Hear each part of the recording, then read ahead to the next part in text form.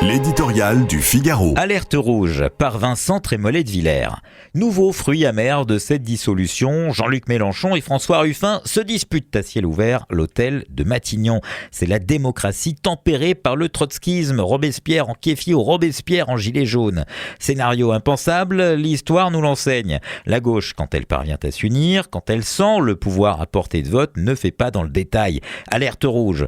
En 24 heures, Raphaël Glucksmann a été digéré par les insoumis et l'on voit maintenant débouler Philippe Poutou, tout sourire. Rappel succinct, le parti de Poutou, le NPA, a salué le massacre du 7 octobre comme un acte de résistance, ce qu'ont dit durant toute la campagne Rima Hassan, Daniel Obono et d'autres élus insoumis en maintenant l'équivoque sur le Hamas.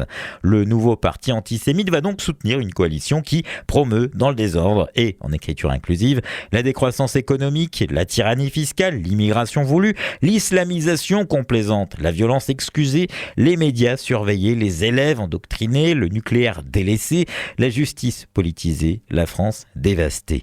Hormis Bernard Cazeneuve, on cherche désespérément un prédicateur médiatique, une grande conscience pour s'élever contre le monstre politique qui est en train de naître.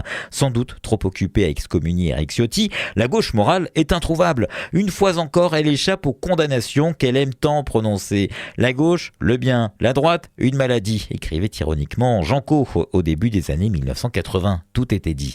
La droite contamine, elle peut être qu'à contact de l'extrême droite. Il faut avec elle respecter les distanciations sociales. C'est aussi cette disqualification de principe qui a permis l'éclosion du Rassemblement national. Ce parti n'a pas seulement poussé sur le terreau du déni migratoire et sécuritaire, il prospère aussi sur l'engrais de l'intimidation menée par la gauche culturelle. Même pour Emmanuel Macron et Marine Le Pen, il fut un temps, c'était pour lui entre les deux tours de 2022, pour elle en 2017, où il faisait les yeux doux à Jean-Luc Mélenchon.